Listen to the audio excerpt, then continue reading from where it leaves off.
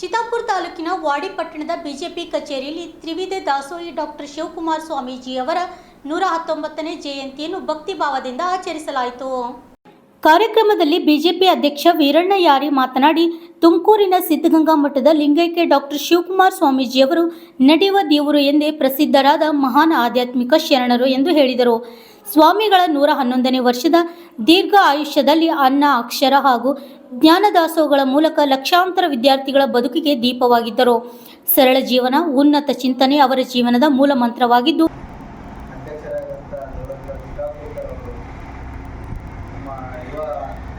ಮುಖಂಡರಾಗಿರುವಂಥ ವೀರಣ್ಣ ನಾಯಕ್ ಅವರು, ಮಲ್ಲಿಕಾರ್ಜುನ ಖರ್ಗೆ ಅವರು, ಪ್ರೇಮ್ ರಾಠೋಡ್ ಅವರು,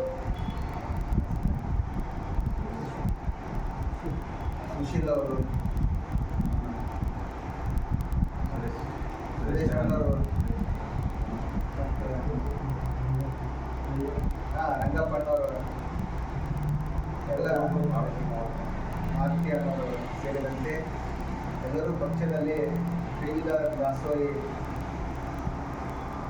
ಅನ್ನ, ಅಕ್ಷರ, ಆಶ್ರಯ ನೀಡಿ ಕೋಟ್ಯಾಂತರ ಬಡ ಮಕ್ಕಳ ಬದುಕಿಗೆ ಆಶಾಕಿರಣರಾಗಿರುವಂಥ ಡಾಕ್ಟರ್ ಶಿವಕುಮಾರ ಸ್ವಾಮೀಜಿಯವರು ಅಂಥ ಒಂದು ಪುಣ್ಯಾತ್ಮರ ಜಯಂತಿ ಸಂದರ್ಭದಲ್ಲಿ ನಾವೆಲ್ಲರೂ ನಮ್ಮ ಯುವ ಮುಖಂಡರ ನೇತೃತ್ವದಲ್ಲಿ ಅಂಥ ಒಂದು ಆದರ್ಶ ವ್ಯಕ್ತಿ ಎಲ್ಲ ಬಡ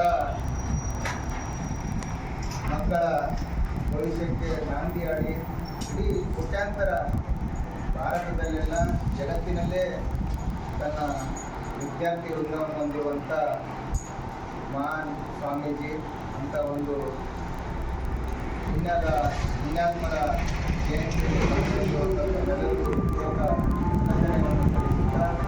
ಅಂಥ ಒಂದು ಸ್ವಾಮೀಜಿಯವರ ಆದರ್ಶಗಳನ್ನು ಮುಂದಿರಿಸಿಕೊಂಡು ಸಮಾಜದ ದೇಶದ ಅಭಿವೃದ್ಧಿಗೆ ನಾವೆಲ್ಲರೂ ಪೂರಕವಾಗಿ ಕೆಲಸ ಮಾಡೋಣ ಅಂತ ಹೇಳ್ತಾ ಅಂಥ ಒಂದು ಜಯಂತಿ ಆಗಮಿಸಿದ ತಮ್ಮೆಲ್ಲರಿಗೂ ಮತ್ತೊಮ್ಮೆ ಧನ್ಯವಾದಗಳು. ಭಾರತ್ ಮಾತಾ ಕಿ ಜೈ. ವಂದೇ ವಂದೇ